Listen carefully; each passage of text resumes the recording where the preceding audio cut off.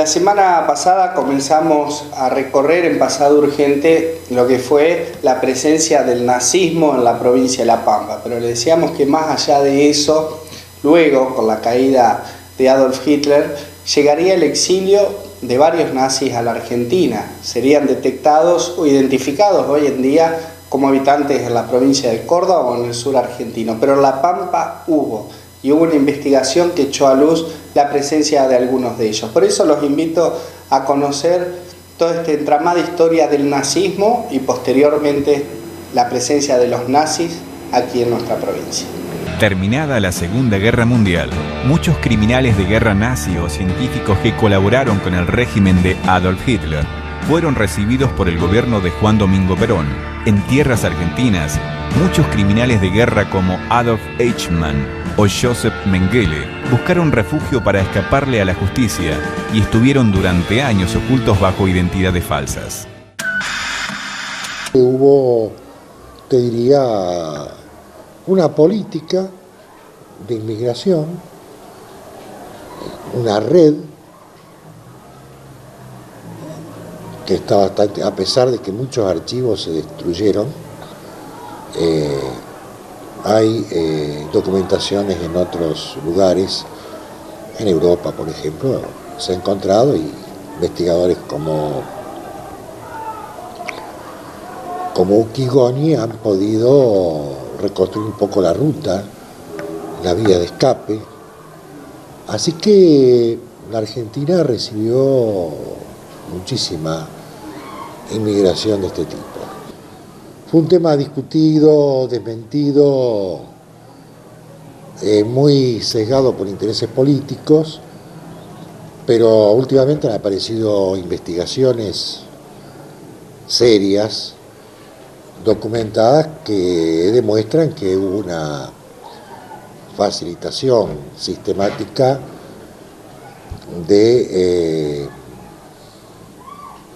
para hacer llegar a criminales de guerra, alemanes, croatas, italianos, belgas, a partir de la inmediata posguerra, y que es fácil de explicar. Uno puede pensar cuáles son los lugares donde estos criminales o cómplices de estos regímenes podían encontrar cobijo. Y en Europa era España. Pero España, aunque se sabía que el régimen de Franco tenía simpatías con el Eje, su posición, una vez derrotado Italia y Alemania, frente a los aliados, especialmente a Estados Unidos, era muy difícil de sostener. Entonces trató de que hubiera otros lugares. Y en otro lugar era Sudamérica, especialmente la Argentina, porque el régimen militar que había gobernado de 43 en adelante era claramente simpatizante de las potencias del Eje, ¿no? Perón estuvo interesado también Perón hablaba mucho de la acumulación de materia gris, ¿no? De tratar de conseguir personas calificadas en función de un proyecto que los militares tenían desde hacía mucho tiempo, que era de la Argentina potencia, en especial el desarrollo de la industria aeronáutica. Uno de ellos fue el que diseñó el famoso Pullman. Y en centros más bien alejados, donde quizás pudiera pasar desapercibido, ¿no? Y porque también lugares como Bariloche tenían bastante semejanza con el paisaje europeo, y tan es así que hubo casos de gente que pasó décadas ahí sin ser, hasta que Centro Simón Wiesenthal lo ubicó, pasaron muchos años. Hay una justificación de Perón en una entrevista que hace, donde confiesa que efectivamente que él ayudó porque siempre consideró que los tribunales de Nuremberg fueron una aberración, una ofensa al honor militar, al soldado que hizo la guerra, que entonces, bueno, que de alguna manera quería reparar eso. Pero lo concreto es que criminales de guerra, algunos condenados a muerte en sus países, vinieron. Mengele, Eichmann, caso más conocido, Primke, otra y Schwanberger, es decir, y bueno, Ante Pavelic, que era un criminal croata de tal envergadura que hasta los nazis alemanes se asustaban de las barbaridades que hacía en Croacia, ¿no? Vinieron, se afincaron, algunos trabajaron como profesionales, otros en empresas, algunas de ellas alemanas, otros vinieron y se fueron a Europa inmediatamente a servir de enlace para seguir trayendo. Hay un registro del año 48 en total, ¿no? de 500, atención, de 500 expedientes por día de inmigración. Lamentablemente muchos expedientes fueron quemados. Hubo una hoguera, según cuentan los investigadores, y desaparecieron prácticamente todos, sobrevivieron algunos. El gobierno peronista montó tras la guerra una red con conexiones en Europa para atraer criminales de guerra al país. Algunos investigadores hablan de afinidades ideológicas entre el gobierno de Perón y los fugitivos. Otros de la necesidad que tenía el presidente de científicos y de objetivos más pragmáticos para interesarse en la llegada de esos nazis que escapaban del viejo continente. En el momento que se instala el GO, o sea, el régimen que inauguró el ciclo militar anterior al triunfo de Perón, lo hace en un momento en que comienza la contraofensiva aliada, lo cual hace muy difícil sostener, digamos, abiertamente esa posición progermánica. Por otra parte, cuidado, porque Perón, más allá de sus simpatías ideológicas, tenía un componente pragmático que le hacía darse cuenta prácticamente qué convenía decir y qué no.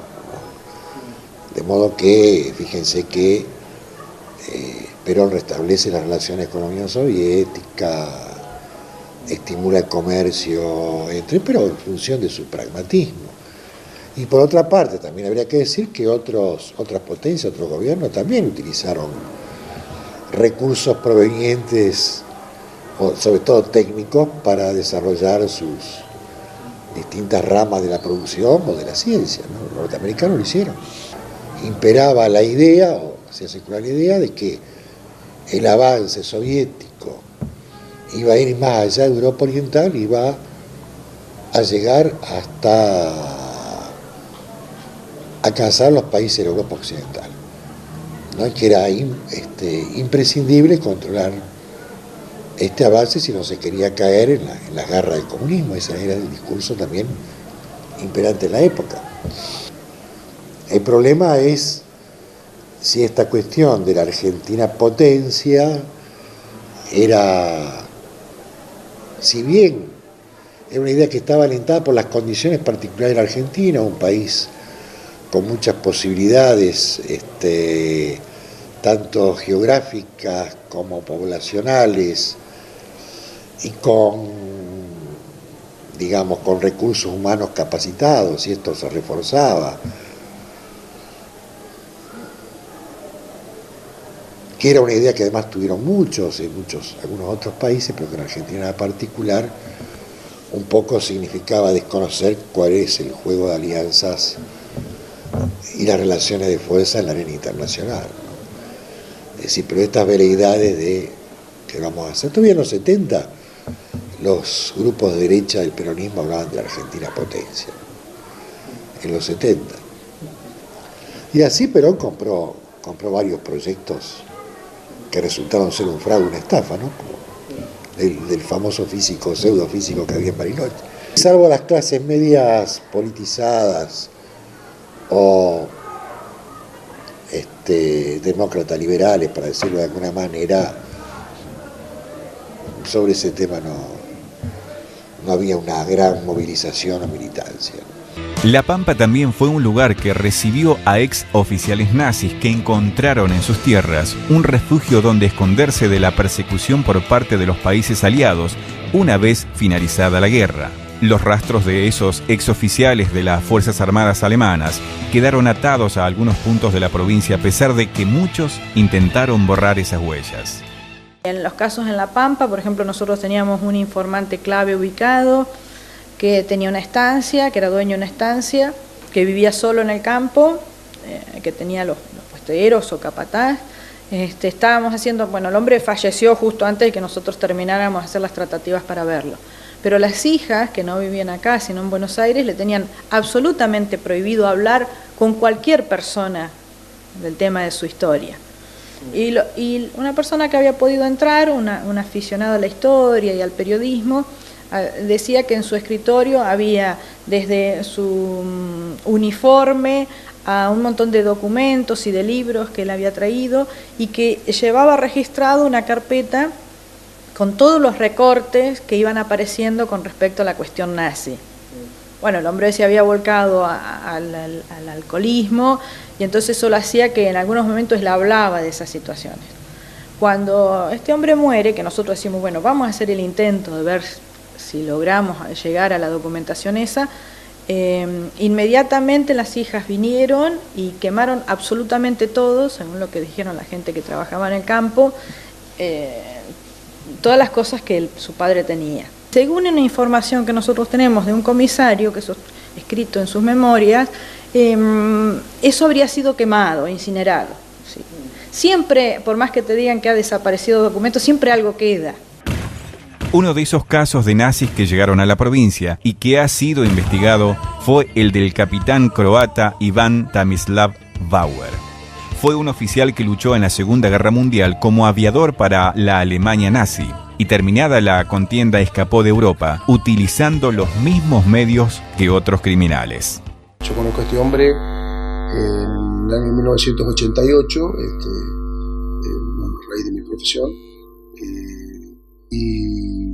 y bueno, es 2 años después que este hombre fallece, y yo ya había escuchado de que él podría haber participado en la Segunda Guerra Mundial, bajo las órdenes de Hitler, y fue por eso que unos años más tarde entrevisté a la esposa, la señora Nelly Simpson, maestra, y es a través de ella que yo puedo tener los datos de su actuación en la Segunda Guerra Mundial y bueno, toda la actividad que él le cupo allá durante la contienda y posteriormente cuando ingresa a la Argentina y recala acá en La Pampa, que termina ahí en Cachirulo. Entraron unos 400 intelectuales alemanes, gente preparada, profesionales, bueno, que tuvieron después distintos, se refugiaron en distintos lugares acá en la Argentina. Y bueno, en el caso particular de Bauer, él recala ahí en Cachirulo. Según esta señora, él buscando, bueno, primero por un problema de salud y además porque él hacía trabajo en cerámica y en esa zona hay buena cerámica para trabajar, y bueno, es ahí donde termina sus últimos días.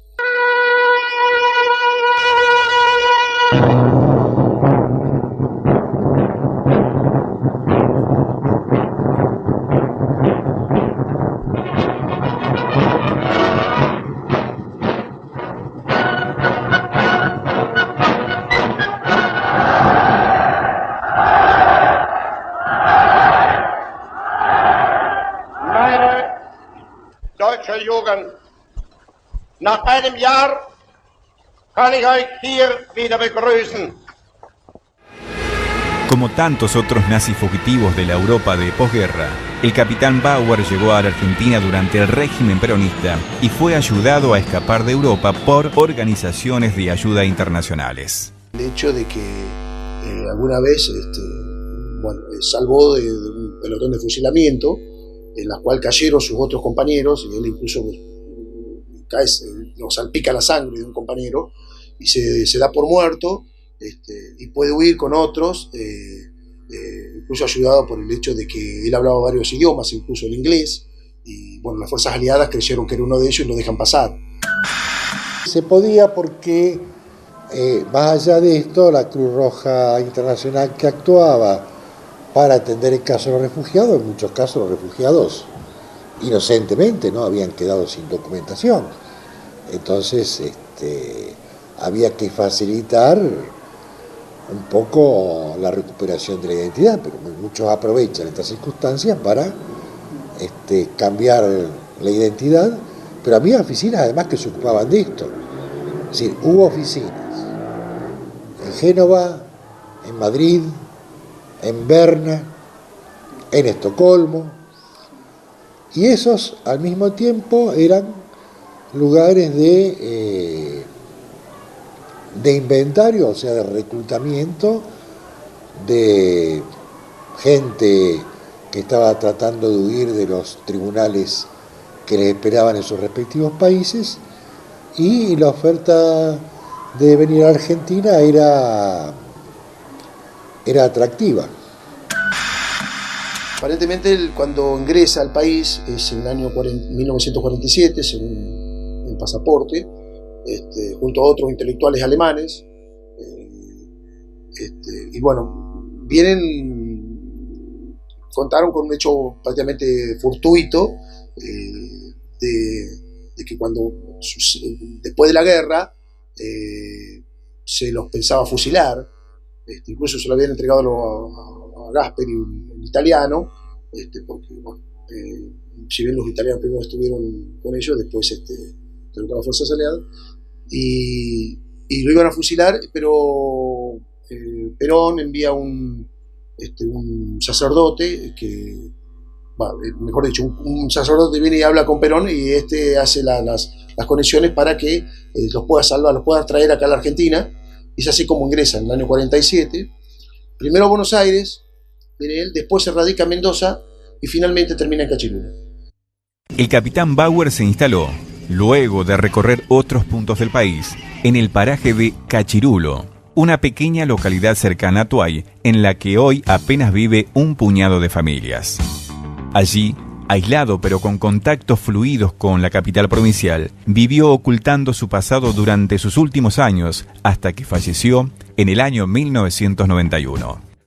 Se escuchaba de boca de algunos vecinos, alguna gente que lo conoció, como que él había participado en el ejército nazi, pero nada más que eso.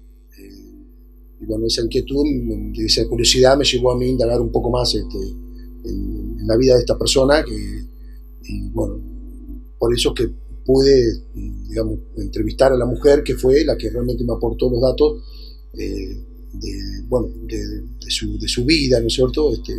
Desde que él nace en 1917 en Zagreb, en Croacia, ingresa al ejército siendo muy joven, donde ingresa con el grado de subteniente, y bueno, empieza a actuar como piloto de avión. Llega finalmente al grado de capitán, y durante la Segunda Guerra Mundial es donde los croatas actúan bajo las órdenes de Hitler, y él estuvo en el frente de batalla, posiblemente en el frente ruso, y bueno, hay muchas anécdotas que esta mujer me cuenta, que lo ha escuchado del esposo, ¿no es cierto?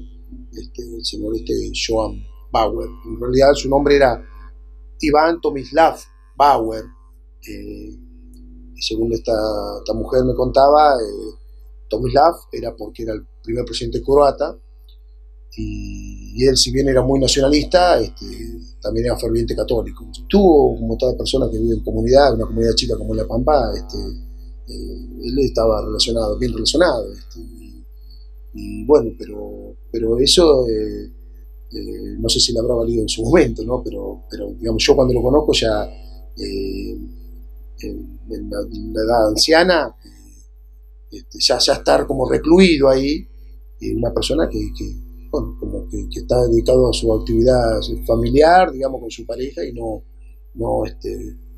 allá, teniendo en cuenta que tenía además problemas de salud, y bueno, 3 años después fallece, ¿no es cierto? El caso del capitán Bauer es uno de los pocos en La Pampa que fue conocido por la prensa, aunque hubo muchos otros que no llegaron a saberse. El pasado del capitán croata que luchó para el régimen nazi en la cruenta guerra fue una de esas historias que permanecen ocultas durante años detrás de los pliegues de la vida cotidiana de una sociedad provinciana, sin que se sepa su real dimensión. Nos visitaban incluso algunos compañeros que él tuvo allá en la guerra, entre ellos un tal Ficker, que esta mujer decía tenía la marca, decía, en los brazos. Calculo que sería la cruz esvástica, ¿no es cierto? Además, según ella me decía, era una persona muy preparada, por cuanto, además de dominar varios idiomas, sabía de ciencias económicas, también era ingeniero químico, sabía de música, bueno, y era aviador. Él le contaba que él no había matado judíos, que incluso su familia había sido masacrada, y de que, bueno, de que él no tuvo una participación así, digamos, de asesinar judíos, sino que él, si bien era un jefe, bueno, ella negó terminantemente que él haya tenido participación de tal manera, ¿no? Pues, quizás, bueno, estando en el frente de batalla, se supone que ha actuado, ¿no es cierto?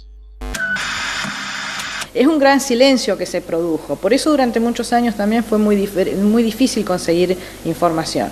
Todo aquel que haya tenido una simpatía por Alemania, el que haya tenido una simpatía por el nazismo y el que haya tenido una simpatía por Hitler, o el que haya realmente tenido la ideología y haberla tratado de difundir, hizo un gran silencio para poder sobrevivir, porque la posguerra fue dura contra Alemania y muy dura contra la ideología nazi, con total razón, obviamente. Y entonces eso hizo un gran silencio en la fuente. Fíjate que los nazis que hubo en Argentina, no solamente por decisiones políticas de no indagarlos, sino también por estos silencios, recién en los últimos años, en las últimas décadas, ha aparecido esta cuestión de investigarlo, de ubicarlos y de hacer un juicio respecto a su pasado, a sus compromisos.